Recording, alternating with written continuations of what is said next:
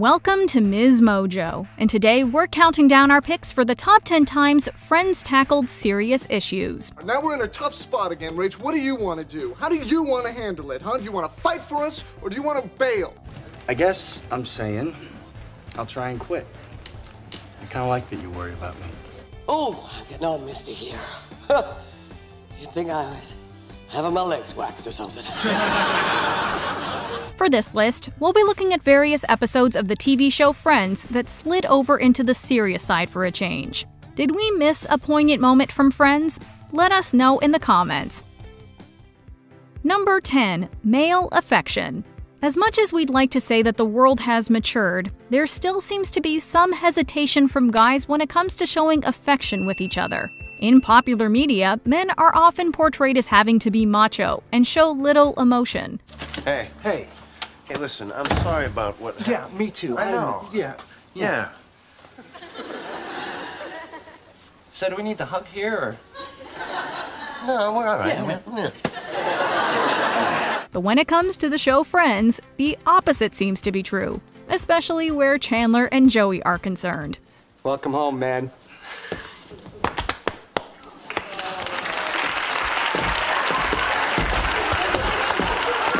These two best friends were seen hugging it out on countless occasions over the show's 10-year history. It's a nice illustration of how friends could be willing to go against norms and embrace what true friendship can be about. Yeah, we're gonna be fine. Get out. Yeah? Yeah, you did some real good thinking in there. Man, this is... Number 9. Surrogacy. I guess it just brings back memories, you know, from when I gave birth to my brother's triplets and I had to give them up.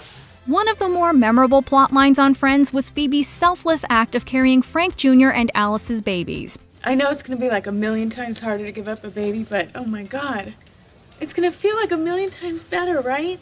The idea of having Phoebe become pregnant came out of the real-life pregnancy of Lisa Kudrow. Producers wanted to find a way to incorporate her pregnancy into the show, and the surrogacy plot made the most sense. And I promise that I'll keep you safe and warm until, you're ready to have them take you home. Along with touching on the real-life struggles of couples trying to conceive, it also speaks to unconventional family beginnings. Surrogacy, adoption, and even one-night stands all played roles in kicking off families while this show was on the air. Number 8. Single motherhood. To the surprise of many, Season 8 introduced Rachel's pregnancy. Ross.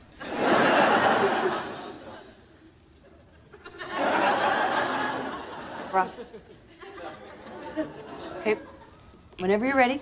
With Ross being the father, there was never any doubt he would be part of Rachel's journey. The doctor's appointments, the Lamaze classes, baby-proofing the apartment. However, with no romantic relationship between them and no prospects in sight, we got a glimpse into the life of a single mother. The first inclination of this was when Janice spoke about her own experience raising a child on her own. I hate to be the one to say it, but honey, you too are on your own. From there, the show managed to find a way to convey the difficulties of Rachel's solo journey. Thankfully, she's surrounded by both friends and family who are more than willing to tell her, "We'll be there for you." Number 7. Starting your life over. 3.5 minutes into the pilot of Friends, we meet Rachel Green. She's a woman who spent her life living off her parents and had decided to marry into money. When her wedding day finally arrives, a gravy boat triggers an epiphany about her life and she walks away from it all. Anyway, I just had to get out of there and I started wondering, why am I doing this and who am I doing this for? Having relied on everyone else to sustain her, Rachel's decision to abandon all of that and go out on her own is one that many people can relate to. Well, maybe that's my decision. Well, maybe I don't need your money. It can be incredibly scary to walk away from all of that in favor of doing what feels right for you.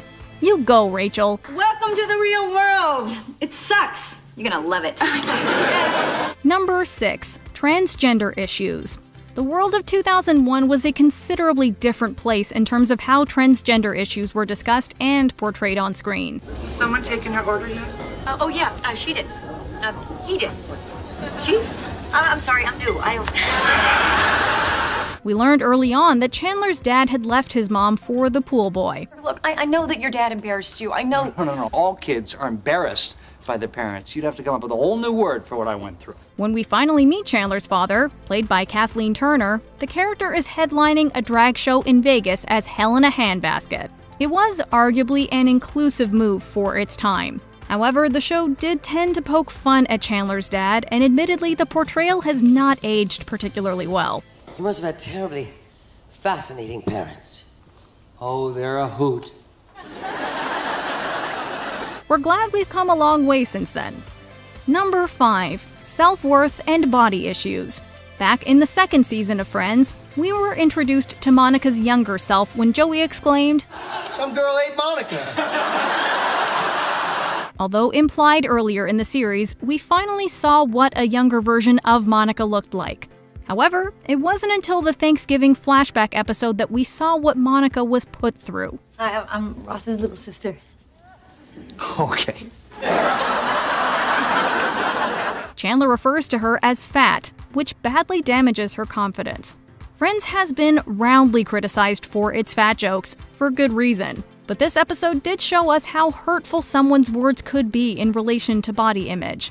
I am really sorry. That is so terrible. I'm so sorry. Kudos to the writers for showing us this more vulnerable side to Monica.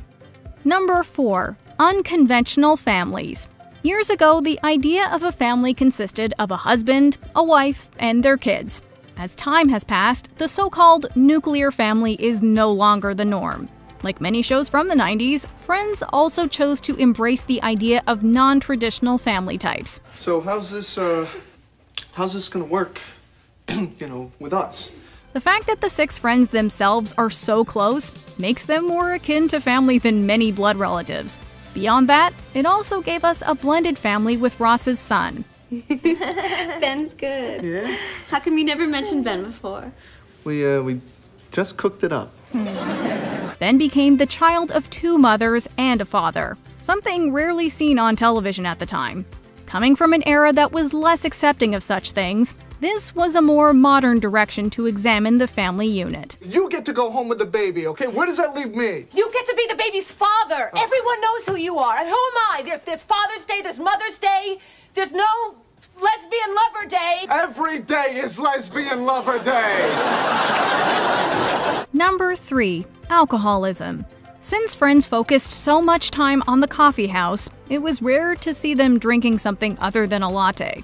What do you say we make these coffees Irish? Yet, when Monica gets back together with her old boyfriend Fun Bobby, somehow they burn through 5 bottles of wine. It's here where they discover that Bobby is only fun because of how much he drinks. Did you notice how he always starts his stories with, okay, I was so wasted, or, oh, we were so bombed, or, oh, whoa, so I wake up and I'm in this dumpster in Connecticut. Once he's dry, Chandler quips that he's now ridiculously dull, Bobby. Despite his now tamer demeanor, we were glad to see Bobby taking the right steps on the road to becoming sober. Number 2. Gay marriage. Today, the idea of same-sex marriage is nowhere near as controversial as it would have been in 1996. My parents called this afternoon to say they weren't coming. Oh my God.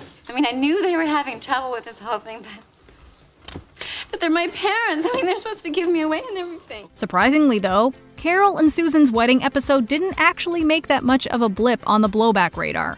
Only 2 network stations prohibited the episode from being aired.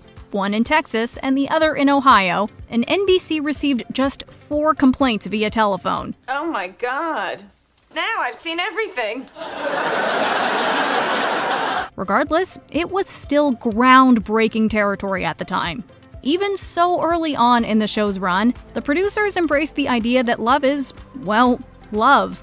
Carol and Susan gave us a great example of this. You know, nothing makes God happier than when 2 people, any 2 people, come together in love. Before we unveil our top pick, here are a few honorable mentions.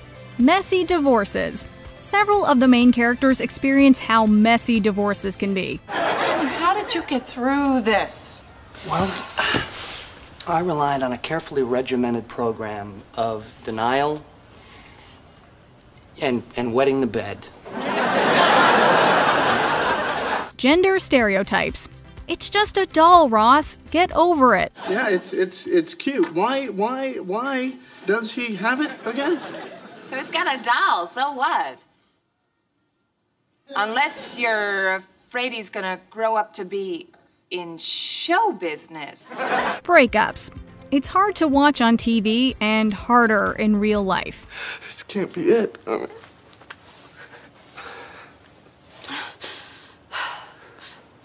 Then how come it is? Number 1. Fertility issues. When Monica and Chandler decided to have a baby, you could have expected the story to turn out as it did. We find out late in the season that due to medical reasons, they may not ever be able to conceive a child. It means that we can keep trying. But there's a good chance this may never happen for us. Although there are many couples who could relate to this already, it was also a case of art imitating life. Courtney Cox, who played Monica, had experienced fertility issues with her then-husband David Arquette. We're gonna figure this out. I know. Thankfully, Monica and Chandler choose to adopt. I'm really glad I picked you guys. You're gonna make great parents. Meanwhile, Courtney gave birth to her daughter Coco Arquette a year later. Do you agree with our picks? Check out this other recent clip from Ms. Mojo. And be sure to subscribe and ring the bell to be notified about our latest videos.